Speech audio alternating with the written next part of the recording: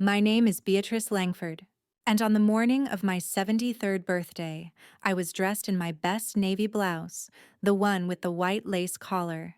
I'd spent nearly an hour curling my silver hair just the way my late husband used to like it. Soft, neat, never too tight. A quiet celebration was all I'd asked for. Nothing fancy, just a meal with my daughter, her husband, and my grandson. A cake, maybe a glass of wine. The kind of birthday that makes you feel remembered. Instead, I got a suitcase. "Happy birthday, Mom," my daughter said, her voice chirpier than usual. She kissed my cheek too quickly and gestured to the living room, where her husband Nathan stood beside a sleek black duffel bag and a pair of orthopedic walking shoes still in their box. "We've planned something special," she said. I smiled, confused. "Are we going somewhere?" Nathan chuckled. "You could say that." The car ride was too quiet. I asked where we were headed. "Just trust us," my daughter answered. The GPS said we were 45 minutes out of town, toward the west side. I knew that part of town. Not for shopping, not for restaurants, but for its retirement homes. The moment we turned onto Pine Hollow Drive, my stomach dropped. And when we pulled into the circular driveway of Willow Creek Residence, a place with polished glass doors and neatly trimmed hedges, something inside me went very still. "I don't understand," I said, voice trembling as we parked. Nathan opened the door. "Let's just go inside. We have an appointment." My daughter didn't look at me. She stared at her lap like a teenager caught in a lie. That silence, that awful thudding silence, told me everything. They weren't joking. This wasn't a visit. This was a transfer. Inside the front desk, staff smiled too brightly. A nurse came out with a clipboard and asked, "You must be Beatrice. We've prepared your welcome kit." I turned to my daughter. "You didn't tell me." "I thought it would be easier this way," she whispered. "Easier for whom?" Nathan patted my shoulder like I was some confused child. "You'll love it here. They've got bingo and book clubs, meals 3 times a day. You won't have to worry about anything anymore." I opened my mouth, but no sound came. I wasn't angry yet. I was something worse. I was stunned. I followed them down the corridor, past rooms with cracked doors and elderly women staring out windows like faded portraits. My room was small. Too small. A twin bed, 1 nightstand, a closet barely big enough for a week's worth of clothes. There was no kitchen. No familiar photos. Just a beige throw blanket and a welcome packet on the bed. It felt like a hotel where someone had died. "This is just until we figure things out," my daughter offered. I wanted to scream, but I didn't. I simply sat down. My bones ached, but I straightened my back. I looked around the room and let the silence wash over me like a funeral hymn. Nathan set my suitcase on the floor and turned to leave. "We'll call tomorrow." They didn't. Not the next day. Not the day after. I watched other families visit. Daughters wheeling mothers into the garden. Sons fixing broken bedside radios. I had no one. I wasn't sick. I wasn't senile. I was simply inconvenient. And the worst part, I had let them believe I was disposable. All those years of giving quietly, of never asking for credit, of staying silent while Nathan made subtle jokes about boomers and retirement plans. I had smiled through them all. I thought of the house I had helped them move into, the down payment I had contributed when Nathan's business had just started, the years I'd taken care of my grandson when daycare became too expensive. I thought of how much they must believe I had nothing left to offer. But they were wrong, so very wrong. Because what they didn't know was that I had spent the last 40 years planning for 2 futures, one for them and one for me. And in that moment, sitting in that sterile, quiet room, staring at beige wallpaper and a single lamp flickering in the corner, I decided to choose mine. I reached into my purse and pulled out the small leather planner I had carried since 1987. It still smelled faintly of cedar. Inside were names, numbers, contacts. Among them, a lawyer I once helped with his mother's estate, and a name they had never thought to ask about. Langford. My maiden name, and under that name was a deed to a $3 million property just across the county line. No mortgage, no lien, no co-owner, just me, and they didn't have a clue. The first night in Willow Creek passed slowly, like a clock had broken just enough to make every second linger. I barely slept. The room was too quiet, the bed too stiff, and my mind too loud. I kept hearing Nathan's voice. "You'll love it here." And my daughter's silence. That was worse. The kind of silence that didn't come from forgetting but from choosing not to speak. At breakfast, I sat at a table with 3 other women who politely smiled but didn't ask questions. I was the new one. I'd seen the same look in their eyes that now lived in mine, a glaze of practiced calm that barely covered the betrayal humming beneath. I picked at my eggs and pushed the toast aside. By lunch, I'd unpacked a few essentials. My planner, a silk scarf, the book I was rereading for the 5th time, Jane Eyre. There was something in Jane's quiet rebellion I'd always admired. That moment she says, "I am no bird, and no net ensnares me." It struck differently now. I sat by the window letting the pale light stretch across the floor, and I opened my planner to the name I'd scribbled years ago in tidy cursive. Caleb Dunmore, real estate attorney. There was a number beside it, one I hadn't dialed in nearly a decade. I picked up the room's landline. No need for Nathan or my daughter to know I still kept contacts. Dunmore and Associates, the receptionist answered. "May I speak to Caleb Dunmore, please?" I asked, steadying my voice. "He's in a meeting. May I take a message?" "Tell him Beatrice Langford called. He'll remember me." I left the number for the room, hung up, and exhaled. It wasn't revenge I felt. Not yet. It was awakening. After lunch, I walked the garden path slowly. Not because I was tired, but because I wanted time to think. I thought about the house. It sat at the edge of Grandview Valley where my grandparents once owned a peach orchard. I had bought the land after I married under my maiden name, when we still thought my husband and I would retire there. But life, children, bills, dreams deferred got in the way. Still, I kept it, maintained it, paid the taxes on time. The house wasn't a mansion, but it was valuable. Renovated, quiet, overlooking the lake. Worth more than $3 million now according to the last appraisal. And no one in my family knew. That had always been my protection. A silent insurance policy. And now it would become my voice. That evening, Caleb returned my call. "Bea, is that really you?" I smiled. "It is. I'm surprised to hear from you after all these years. Everything all right?" "That depends on whether you can still keep a secret," he chuckled. "You always liked playing it close to the chest." "What's going on?" "I need to confirm that the house deed is still solely under my maiden name, and I need it pulled quietly." He paused. "Planning to sell. Planning to remind my family who they tried to discard."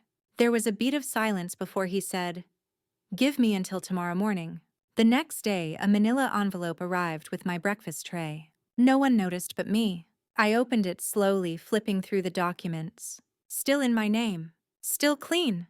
I closed the folder, placed it in my bedside drawer, and poured myself a cup of tea with shaking hands. Not from fear, but from clarity. I wasn't helpless. I wasn't powerless. And I wasn't done. The following days, I kept a quiet routine. Attended a poetry reading. Walked the garden. Skimmed the papers. But in the background, I made calls. I contacted the bank. Transferred key assets. Scheduled an appraisal for the property. Each step was small, invisible to the world. But it was building something. A reckoning.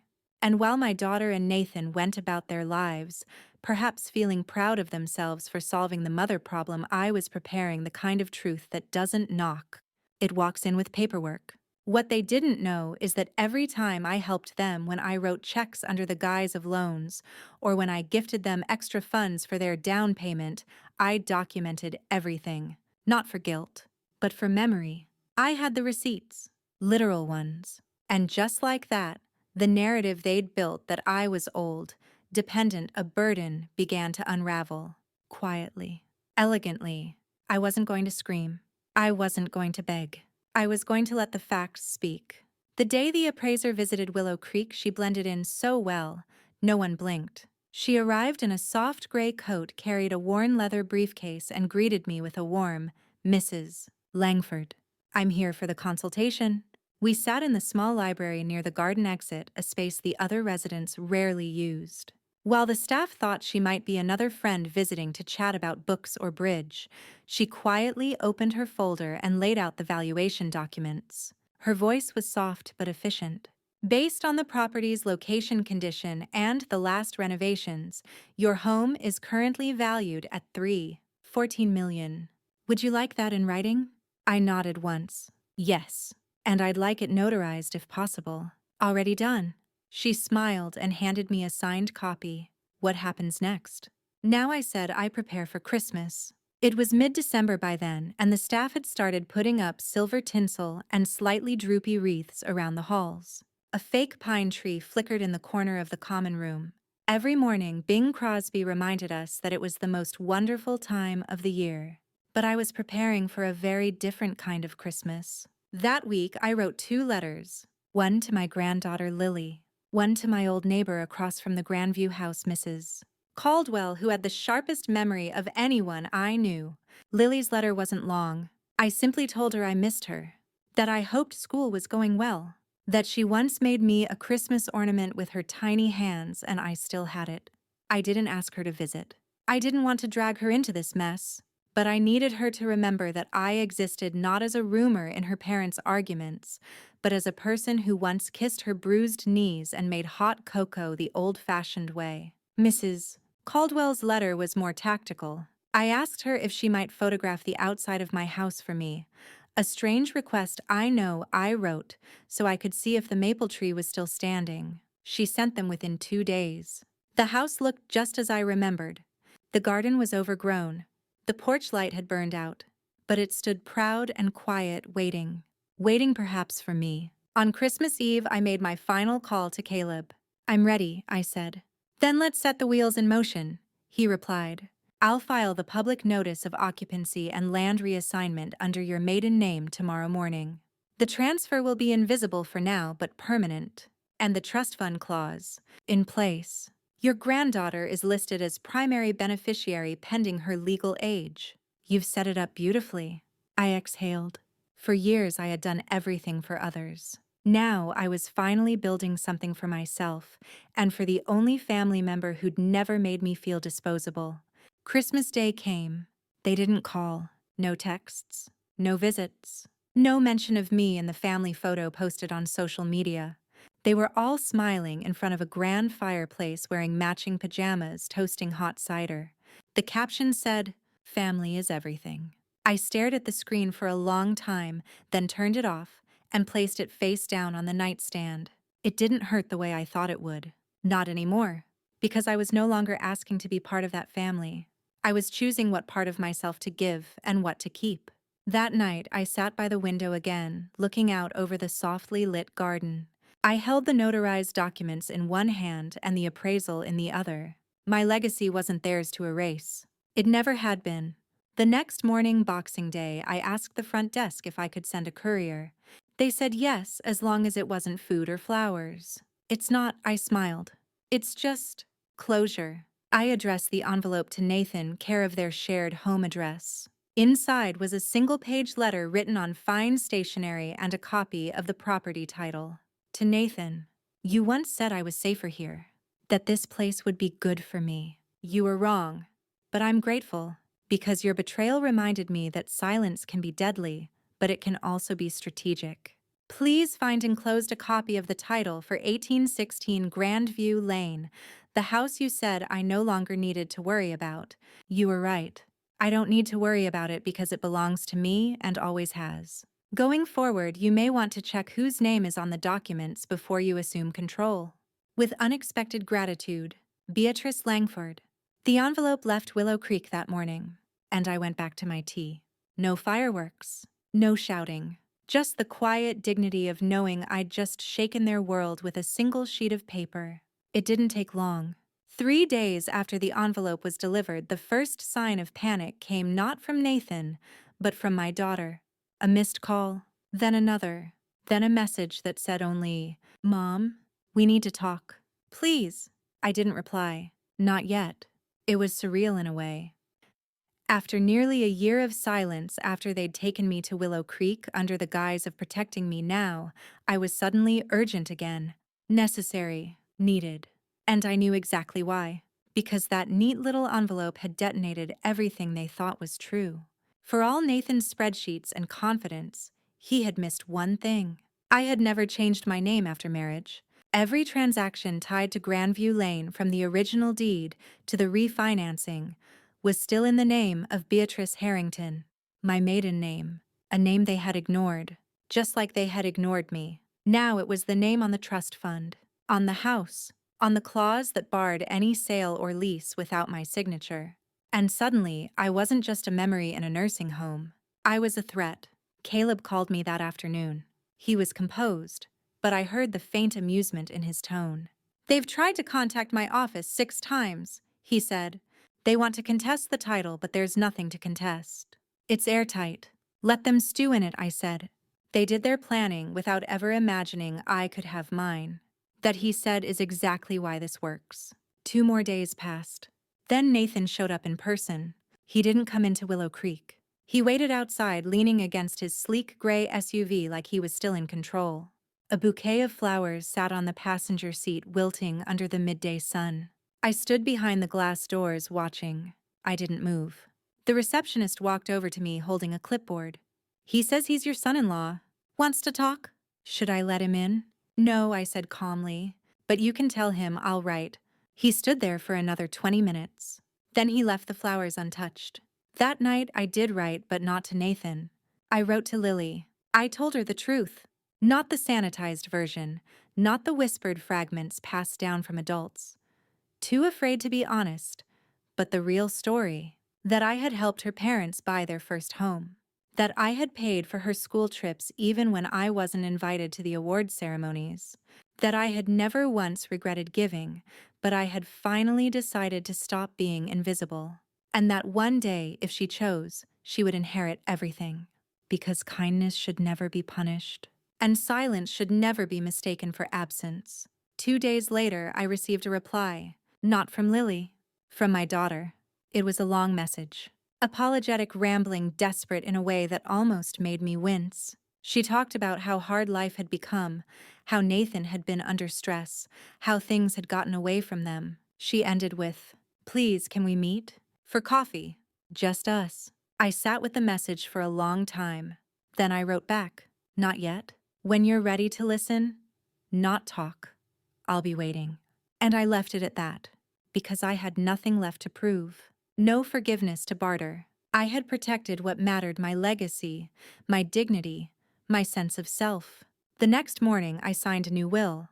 Lily was listed as sole heir to Grandview Lane. The house would remain in trust until she turned 25. Until then, it would be leased to a nonprofit that helped older women escape housing insecurity. I asked Caleb to ensure that clause was untouchable. Because if there was one thing I had learned at Willow Creek, it was that too many women like me, smart, kind, generous, were quietly erased by the very people they'd once raised. Not anymore. I wouldn't let my story end in a recliner chair beside a silent TV. I would write my own ending, and make sure others like me had the chance to do the same. I didn't go to that coffee meeting. Instead, I went to Caleb's office and signed one more document, this one, transferring a portion of the trust's rental income to a scholarship fund in my name, the Beatrice Harrington Legacy Award.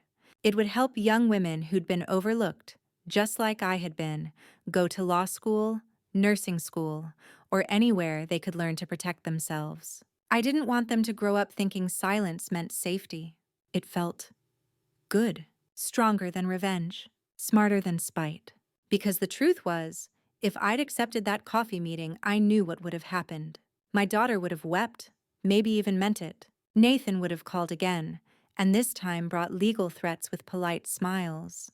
They would have said all the right things. Promised holidays together, future care, maybe even keys to my old house. But beneath it, I'd still be the woman they once considered disposable. A line item in a budget, a name they thought they could erase. And I wouldn't go back to that. Not after what I'd rebuilt from the quiet. Instead, I did something I never thought I'd do again. I traveled just upstate at first, a few days at a lake cabin owned by one of Caleb's clients. It was small, rustic, and smelled faintly of pine and old books.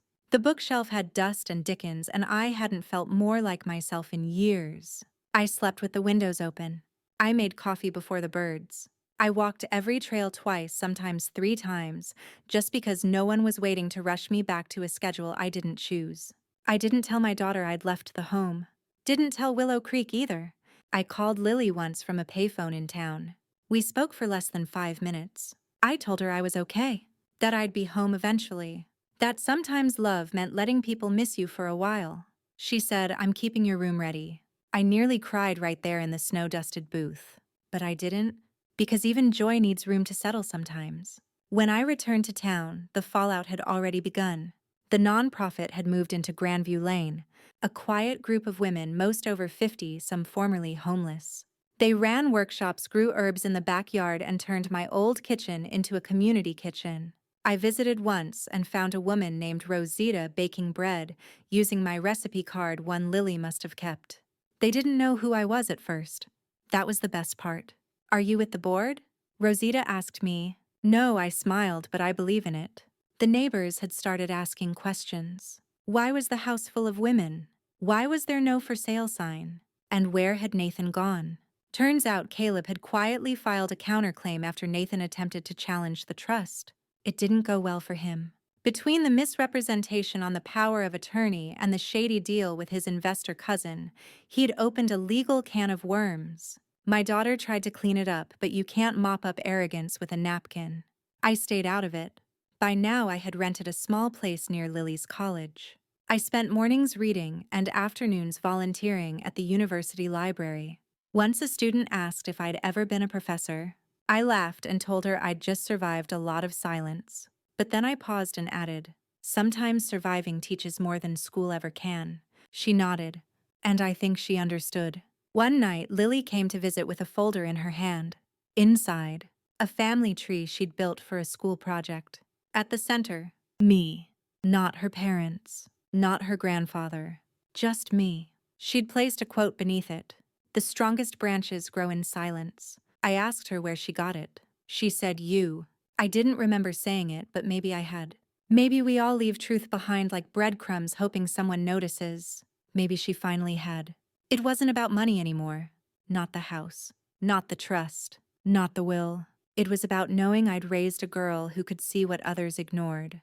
Who could remember the empty chairs, the quiet sacrifices, and choose to make them visible. For the first time in years, I wasn't angry. I was free. The first official letter from my daughter arrived a week after the nonprofit moved into the Grandview house. It wasn't handwritten. It wasn't heartfelt. It was typed on clean white paper with her signature in black ink, detached, precise, and filled with words that tried very hard to sound like love. "Dear Mother," it began. "I've been informed that some decisions were made regarding the property on Grandview Lane. I think there's been a misunderstanding. A misunderstanding. That word did something to me." I folded the letter neatly and slid it beneath a stack of newspapers on my kitchen counter. I didn't need to read further to know it wasn't an apology. It was a legal fishing expedition dressed in Sunday politeness. They were poking to see what I'd reveal. I didn't respond. Instead, I went for a walk. The leaves were starting to shift into early fall colors. The kind of weather where you carry a sweater you won't wear and drink coffee that gets cold before you finish it. My neighborhood smelled of old wood and chimney smoke. It felt like starting over.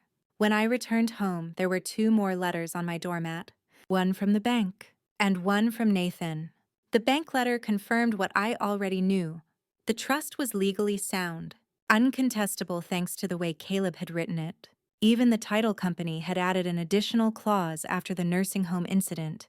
Any attempt to transfer, refinance, or challenge the property without explicit authorization from me would be blocked. Nathan's letter, though, was more interesting. It came in a blue envelope, unusual for him. I opened it slowly. He didn't bother with a greeting. Just wrote, "I hope you understand how difficult things have been. You blindsided us. This isn't the mother I knew." He meant it as an insult, but I took it as proof, because he'd never truly known me. Not when he married my daughter. Not when he calculated my worth based on silence and shared bank accounts. Not when he told the Willow Creek manager I was low risk because she just goes along with things. I remembered hearing that phrase when I was first admitted. The woman didn't know her mic was still on. She just goes along with things. Well, not anymore. I tucked the letter back in and marked the envelope with a red pen.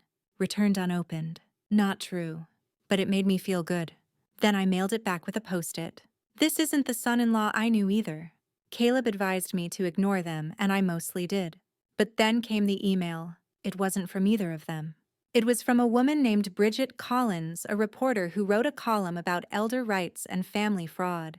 She'd gotten wind of the legal documents surrounding Grandview and reached out for a story. I declined the interview, but I did send her one sentence. Some stories are louder in silence. She used it as the closing line of her column. When it ran the following Sunday, it included details about growing national concerns over families exploiting aging parents. While it didn't name me directly, the clues were all there. The nursing home drop-off. The secret trust, the daughter who tried to reverse it. Suddenly, I became a symbol. Not because I shouted, but because I didn't. At the university library where I volunteered, I started noticing things. A group of students who normally studied business started reading case law. One young woman began writing a thesis on inheritance abuse and generational silence. A man mid-30s, graying at the temples, asked if he could interview me for a podcast. I politely declined, but gave him Caleb's contact info. Later, Caleb called and said, "You're building something, B," even if it wasn't on purpose. But it was, in its own quiet way. That week, I visited the Grandview house for the first time in daylight. The backyard was transformed. A small gazebo with donated furniture, raised beds growing herbs, a mural painted on the old tool shed, a woman sitting at a desk surrounded by blooming vines, a house in the background. The title read, "Roots Remember." I didn't cry. I stood there for a while, nodded once, and left without saying a word. Later that night, Lily called. "They know," she said. I asked what she meant. She said about everything. About what they did. "Mom won't talk to me, but she's furious. Nathan's trying to sue the nonprofit, but everyone keeps asking why you had to build a legal firewall in the first place." I told Lily I didn't want her in the middle. She said, "I want to be in the middle, Grandma. That's where truth lives. Not on either side, but in the part nobody dares to stand." She was 17. She sounded like a woman. It was the first time I believed she'd be okay no matter what family she came from. And me, I was tired. But not broken. Just a little quieter. A little freer. I woke up to the sound of someone knocking, not loudly, but with the kind of persistence that says, "I know you're in there." It was just past 7. Outside my kitchen window, the sky was a pale gray, and the oak tree in the neighbor's yard was beginning to shed its first reluctant leaves. Autumn, like justice, doesn't come all at once. It creeps in. I opened the door slowly. It was Lily. Her backpack hung lopsided off one shoulder, and her hair, once meticulously straightened by her mother every morning before school, was in soft, defiant curls. She didn't ask to come in. She just walked past me and sat at the table where I used to write holiday cards. No one answered anymore. "I couldn't stay there," she said. "They're saying awful things. They said you tricked them, that you manipulated everyone." I sat down across from her and poured us both tea without speaking. Let the steam rise. Let silence stretch until the truth could walk in gently. Lily looked up at me, eyes fierce. "Did you really own the Grandview house all along?" "Yes," I said. "Since before your mother ever met Nathan. Why didn't you tell them?" I stirred a little honey into her tea. "Because the people you love shouldn't need to be reminded how much you've given." She didn't speak again for a long time. Instead, she reached into her backpack and pulled out a notebook. The edges were frayed. Pages stuffed with yellow sticky notes and clipped articles. "I've been writing everything down," she said. "Not just what they've done. What you did, the legal filings, the trust terms, the taxes you paid, even the receipts from when you bought me my first school uniform." She flipped through slowly, reverently. "It's your record, Grandma. Your side." I felt the warmth flood into my eyes before I could stop it. Not from the pages, but from the fact that someone thought to document my existence. "I want to go to law school," she added softer. "I want to protect people like you." That moment right then was worth every silent betrayal I had endured. We spent the rest of the morning reading through some of the older documents I had stored in the basement. Deeds, letters, photos. Caleb had always encouraged me to keep physical records, and I was suddenly grateful for every dusty box I hadn't tossed. At noon, I got an email from the nonprofit at Grandview. They wanted to rename one of the study rooms the Beatrice Wing. I declined. Not because I didn't appreciate it, but because this wasn't about memorializing a person. It was about preserving an idea. That quiet doesn't mean weak, and sacrifice doesn't require applause. That afternoon, Nathan showed up. I saw his car pull up across the street and watched him hesitate before crossing. He had that walk-shoulders, squared jaw set the one he used when he was preparing for a deposition or a business negotiation. I opened the door before he knocked. He didn't greet me. He didn't ask to come in. He just stood there and said, "You really blindsided us." I looked at him for a moment, then said, "No, you just didn't look closely." He scoffed, hands clenched at his sides. "We could have worked something out. Privately." "You had years," I replied. "But you were busy choosing silence when it suited you. You've embarrassed us. Lily's gone. The papers are calling you a symbol of elder abuse. Your nonprofit is milking it for donations." "I didn't ask to be anyone's symbol," I said quietly. "I asked to be a mother, then a grandmother. I never stopped being either, even when your actions disqualified you from being a son-in-law." He looked stunned, and I realized no one had ever disqualified him before. "Lily will come back," he muttered. "She's a teenager. This won't last." "She's more of a woman than you are a man," I said, and closed the door in his face. He stood there for a moment, then left. I didn't feel triumphant. I felt tired. But something else too, light. Later that night, Lily and I made soup together. The same recipe my mother taught me when I was 12. She tasted it and said, "It's simple, but deep." And I smiled, because so am I. The next morning, Lily was gone when I woke up. She'd left a note handwritten on the back of a grocery receipt. "I'm going back today. Not to stay. Just to get the rest of my things. I want them to see that I made a choice. Love you. L." It was written like a declaration. I stood at the sink looking out into the garden as I sipped my coffee. I didn't worry, not like before. Something had shifted, not just in Lily but in me. And then I turned to the matter that couldn't wait any longer. I picked up the thick folder on my kitchen table filled with trust documents, title deeds, and a few notarized statements I'd requested from my attorney. Everything was in order. I called Ms. Farrow, my longtime estate lawyer. She answered immediately. "Beatrice," she said, her voice sharp and warm. "I've been expecting your call." "We're ready," I said. "It's time." "Excellent. The amended trust documents are complete. All you need to do is sign." "Shall I come by?" I paused. "No, I think I want to come in." It had been years since I'd walked into her office, an elegant space with crown molding and bookshelves that smelled of aged mahogany and ink. This time, I wore a dark navy coat with brass buttons and the brooch Caleb gave me on our 15th anniversary. Subtle symbols of dignity. As I signed the final trust amendment, Ms. Farrow reviewed everything one last time. "You're sure about this?" "Absolutely," I said. "If I die tomorrow, Lily gets everything. Not her mother. Not Nathan. And the terms are airtight." "Right. More than airtight. Bulletproof," she replied, smiling. "I structured it so any attempt to contest will disqualify the challenger immediately." "Perfect," I said. "They've contested enough of my value while I was still alive." We shared a knowing laugh. Then she slid another document across the table. "And here's the formal notice. If you wish to send it to the original trust's beneficiaries, you can. But remember, Beatrice, you're not required to tell them a thing." I looked at the envelope. It was thick, formal, lethal. "I'll send it," I said, "but not today." I took the envelope and tucked it into my bag. Instead, I drove to the Grandview Foundation, my quiet legacy, the one I'd built in my name, the one I never needed applause for. I asked to see the director. When she arrived, I handed her another envelope. "This," I said, "is a gift. Not in honor of anyone else. Not because of guilt. This is just something I've always planned to do." Quietly. The director looked stunned. "This will expand our scholarship program fivefold." "I know," I said. "Just make sure it reaches the girls who have dreams but no path. I was once one of them." We shook hands. It was not charity. It was reclamation. That afternoon, I received a text from Lily. "I'm okay." Mom tried to say I was brainwashed.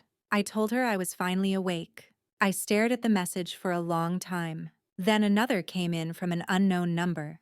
I didn't have to guess. It was Diana. "We need to talk. You've caused a mess. Lily won't even speak to me. I had no idea about the house. You should have told me." I wrote back only one sentence. "You would have found out if you'd ever asked how I was doing." I didn't wait for a reply. I blocked the number. That night, as I locked up the house, I took the legal envelope and set it on the fireplace mantel. It wasn't a threat. It was a reminder. A reminder that even when you are discarded, underestimated, and used, you still have power, especially when you stop giving it away. I slept soundly that night, because the truth was finally on paper.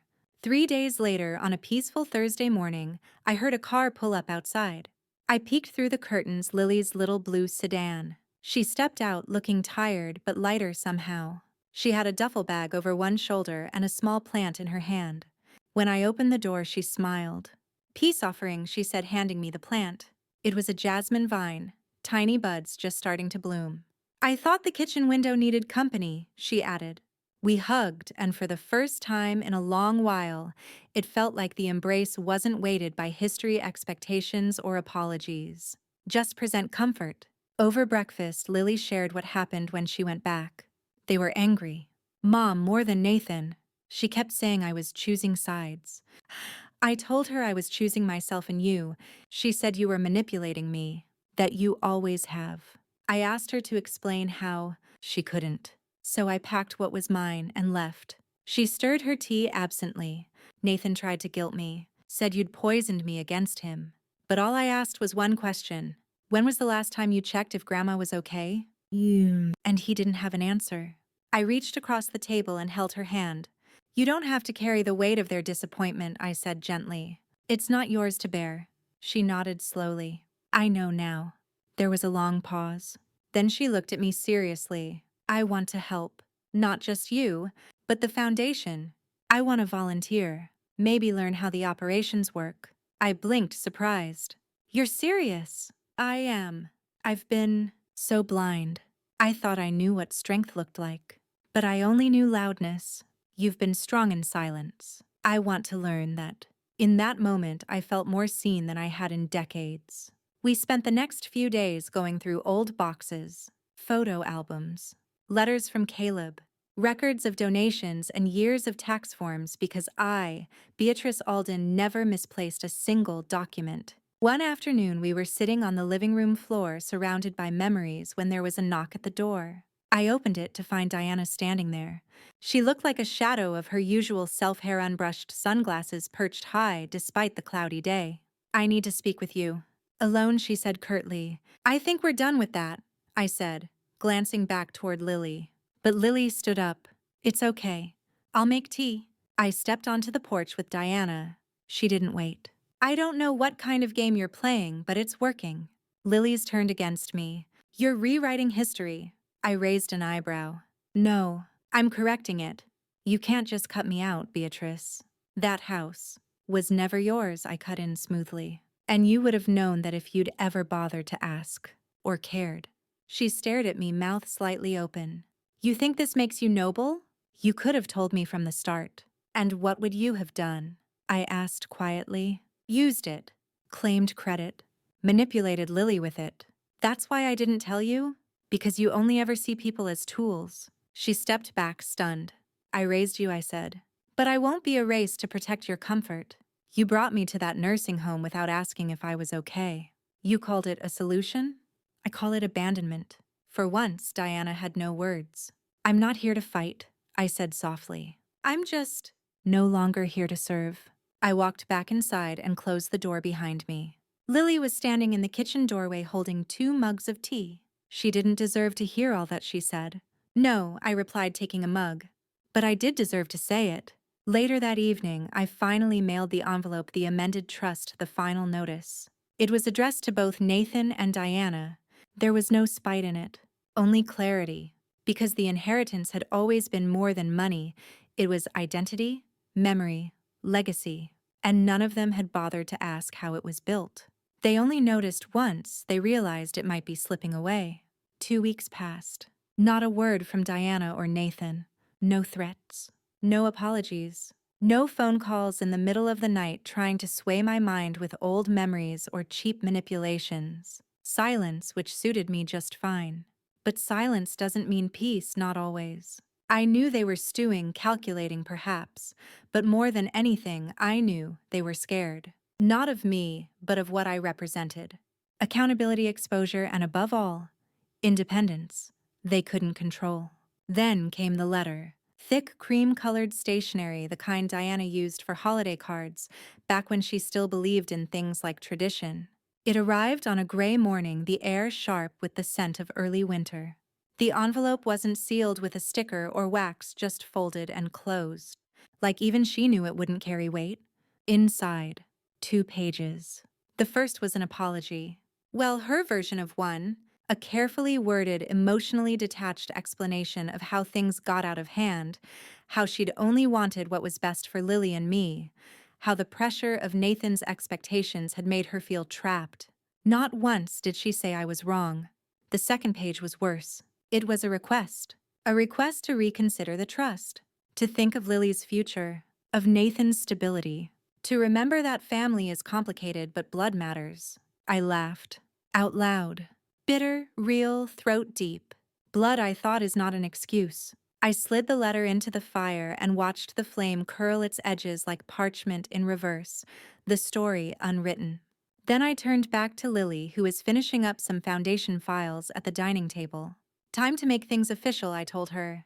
We spent the next few days finalizing the reallocation of assets. My lawyer, the ever-dependable Miss Carter, oversaw every signature, every clause. Lily's name wasn't just on the foundation's future, it was written into the bones of the house I'd kept hidden for years. She wouldn't own it all immediately, but it would be hers in time when she was ready to carry the name, not just the title. And that weekend we hosted a dinner. Not a lavish affair, but warm, real. Just a few friends, some neighbors, even the couple who ran the community center where I now volunteered. We served roast chicken, fresh greens from the garden, and a lemon tart Lily made with a shaky hand and a proud grin. Midway through the meal, she raised her glass and cleared her throat. I used to think power came from speaking loudest, she said, glancing at me. But watching my grandmother, I've realized power is grace. It's knowing the truth and not needing to shout it. It's giving but not giving up. She raised her glass higher. To the woman who taught me that silence doesn't mean surrender, and that revenge sometimes looks like dignity. The room clinked glasses, but I saw Miss Carter in the corner quietly smiling. She'd brought with her the final trust packet neatly tucked in a folder ready to be filed and stamped first thing Monday. Later that night, Lily and I stood outside wrapped in coats, sipping tea under the stars. The jasmine she'd brought me had bloomed by the kitchen window. "You okay?" she asked. "I'm not angry," I said, and it surprised me how true it felt. "Just done," she nodded. "Do you think she'll ever get it?"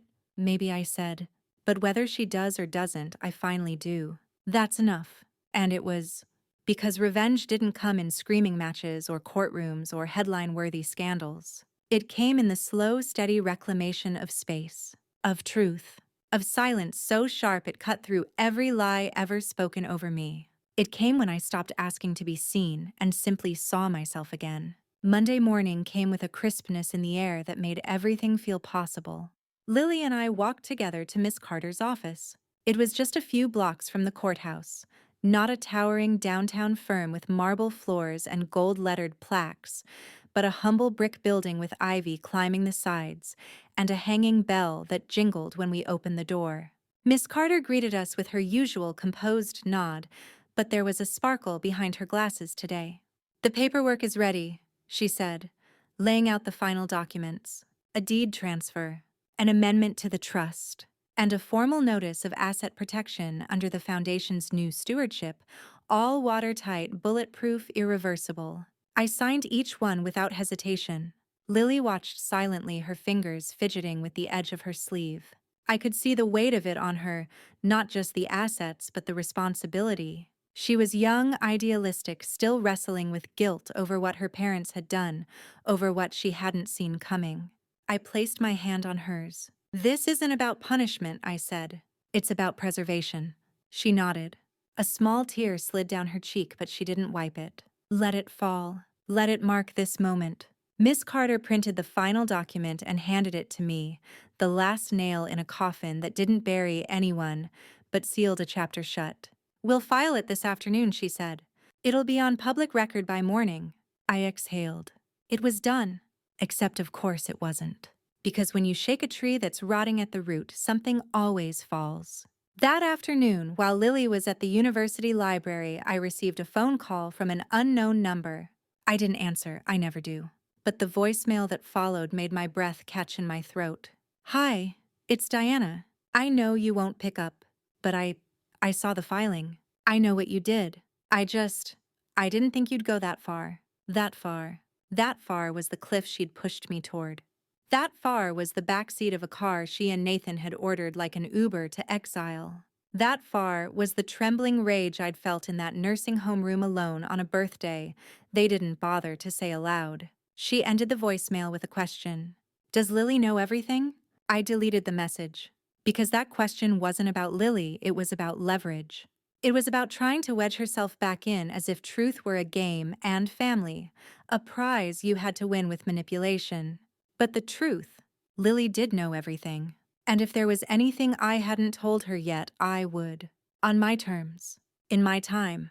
A few days later, I received another envelope in the mail. This time, it was from Nathan. Inside. A single page typed. A legal challenge. Thinly veiled behind polite legalese, it claimed improper concealment of assets and manipulative influence over a potential heir. In short, they were threatening to sue me. I brought it straight to Miss Carter. She skimmed it once, then twice, then set it down with a small smirk. They don't have a case, she said, and they know it. But they're trying to scare me, I replied. Miss Carter leaned back. They're trying to pull you back into their game, because they have nothing else left. She offered to write the response, but I asked to do it myself. I wanted to write one last letter, not for them, for me. I sat that evening at my desk, the sun slanting across the window, and let the words flow with a calm I hadn't known in years. Dear Diana and Nathan, I wrote. I have nothing left to explain. What I gave freely. What I took back, I reclaimed for the sake of my own peace. You are not entitled to what you tried to discard. You will receive no inheritance, no apology, no explanation beyond this. You taught me what silence could destroy. Now I'm teaching you what silence can protect. Then I signed it.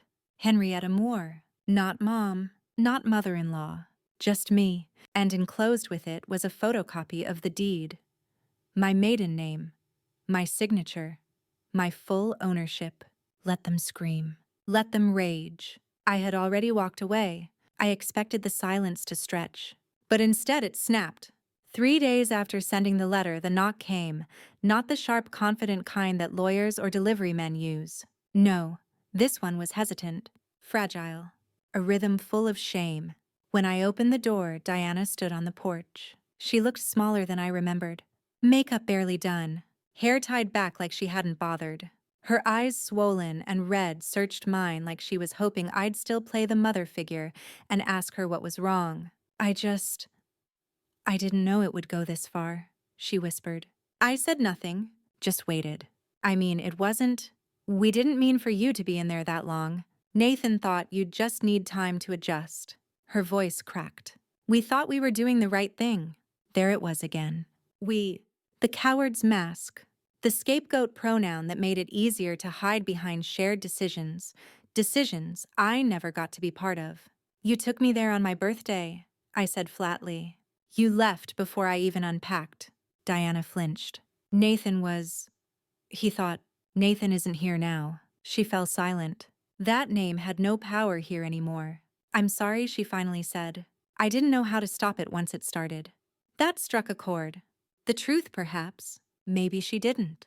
Maybe she was swept up in a life too fast, too curated, too proud to admit wrongs. But sorry doesn't buy back time. Sorry doesn't clean the slate. You didn't come here for forgiveness, I said. You came here to feel better. She blinked at me, stunned. I spent weeks in that facility, Diana, I continued. You didn't call. You didn't write. You didn't even tell Lily where I was. You lied to her, to me, and most importantly to yourself. She opened her mouth, but no words came. I'm not angry anymore, I said. But I'm also not yours to guilt trip. Silence. Cold, necessary silence. Then, without asking, she handed me an envelope. Inside a note written in Lily's hand. Mom told me what happened. I'm so sorry, Grandma. I'm ashamed of them, but proud of you. We're not all like them. Love always, L. I felt my chest loosen.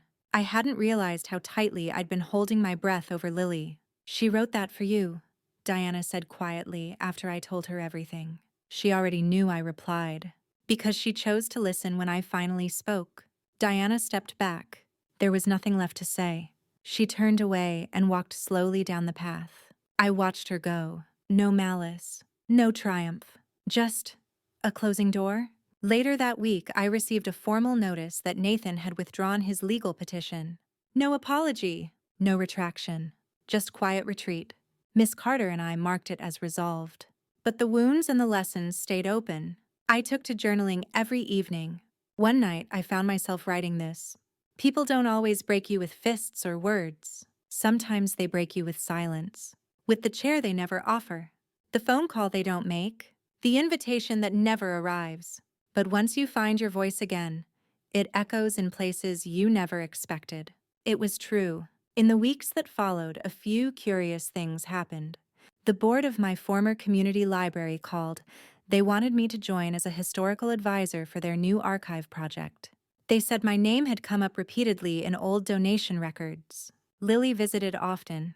She helped me scan old photos into digital albums and insisted on cooking dinner on Sundays.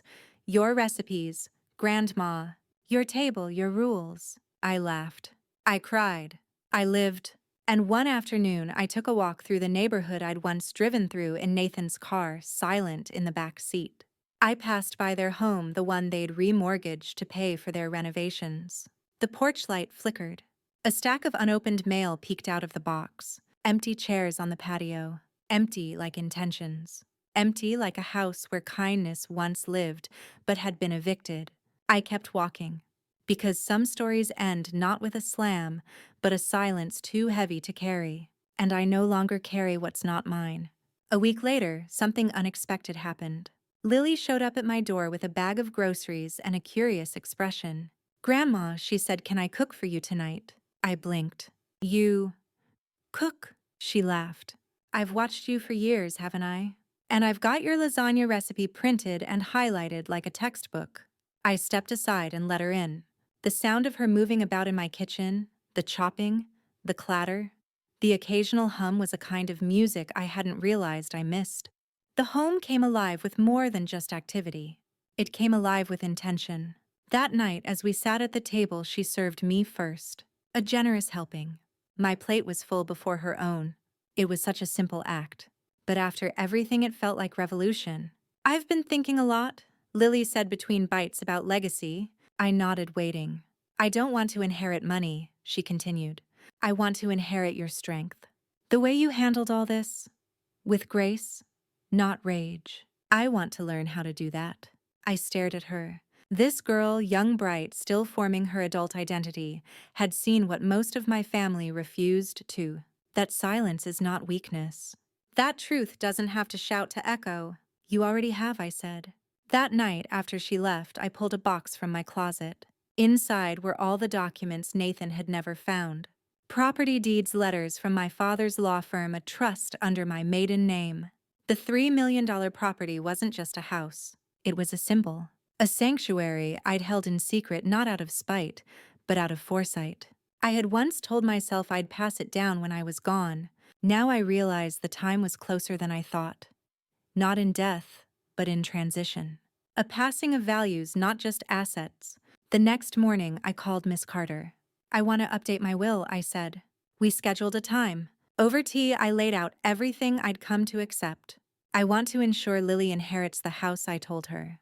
But more importantly, I want a letter enclosed with it. Something from me, so she knows why.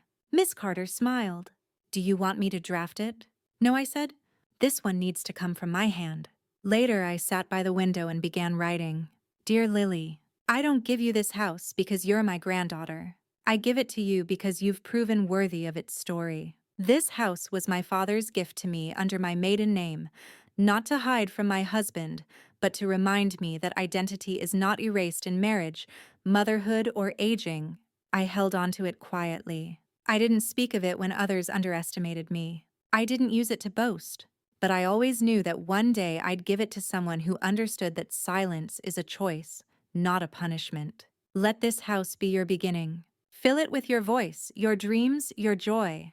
And if anyone ever doubts, you remember, you come from a line of women who survived being forgotten.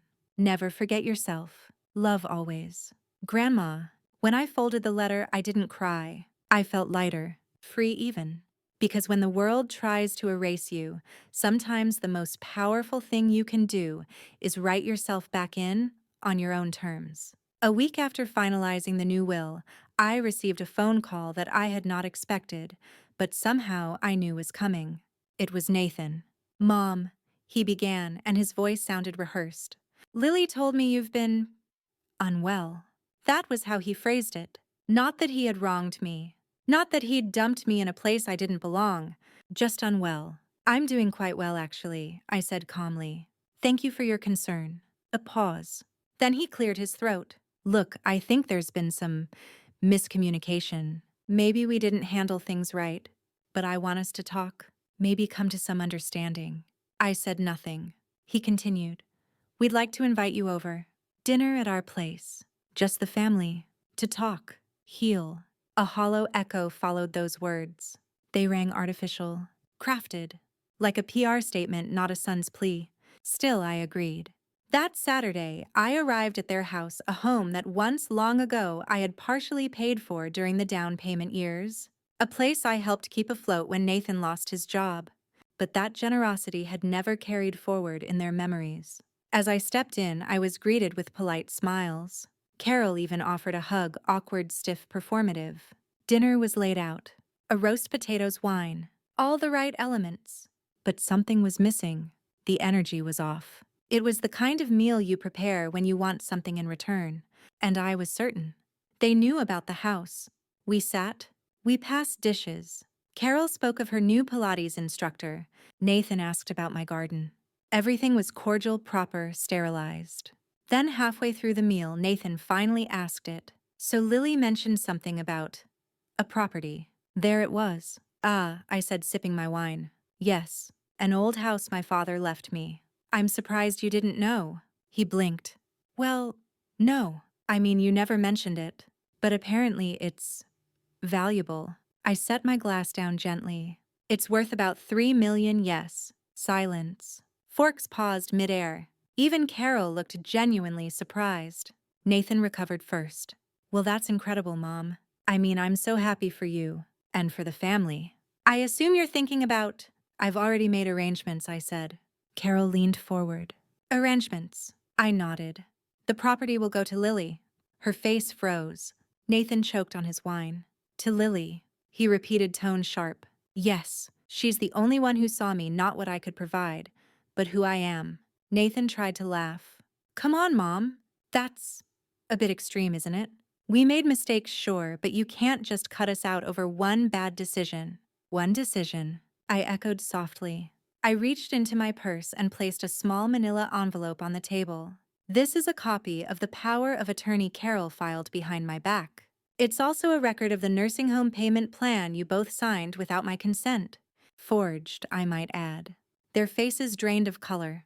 "Do you want to talk about one bad decision or a series of betrayals?" Carol's voice trembled. "We didn't think you'd take it so personally." I stared at her. "You locked me away. In a facility. On my birthday. Because I was inconvenient. So let me make this personal now. You do not get to erase me and then demand a seat at the table I rebuilt." Nathan stood. "This is unfair." "No," I said calmly. "This is accountability. And you should be grateful I chose Grace instead of the courts." His jaw clenched, but he said nothing. I stood. As I gathered my things, I looked once more at the home that used to feel like an extension of me. It no longer did. It was a house. That's all. And I no longer needed to belong in it to feel whole. Before leaving, I turned to them and said, "You didn't lose the house. You lost something more precious." the right to be remembered kindly in the story I tell of my life. Then I walked out. Outside, the air was sharp and clean. Lily waited by the car. She looked at me. How'd it go? I smiled. I served dessert. Just not the kind they expected. Lily drove us back to my house, the real house. The one I had chosen. The one that bore my name on the deed, and now, more importantly, bore no weight of unspoken obligation. It was mine by law, by legacy, and by choice. As the car rolled past rows of silent trees and quiet homes, I felt the gravity of everything I had endured, then released. No anger, no triumph, just clarity. We pulled into the driveway. The porch light flickered on, automatically welcoming us home. Inside, the familiar creak of the wooden floor greeted me like an old friend. Lily helped me hang my coat, then disappeared into the kitchen, emerging moments later with 2 cups of tea. We sat in silence at first. "I've read your new will," she said gently. "You didn't have to do that, Grandma." "I did," I replied. "Because one day someone might try to take this from you. And I want the law to speak as clearly as my silence did today." She looked down. "But I don't need a house. I need you." Her words nearly unraveled me. I reached out, placing my hand over hers. "I gave too much for too long to people who measured my worth by convenience. You reminded me that legacy isn't built on what we leave behind. It's in who remembers why we gave in the first place." She nodded, tears shimmering in her eyes. I sipped my tea slowly. Mint and chamomile. Calming. Familiar. For decades I had lived in service of others. Not out of obligation, but love. And for most of those years I thought love meant staying quiet. Now I understood that real love, the kind that endures, sometimes speaks, even if it trembles. The following week, my attorney filed the updated estate plan.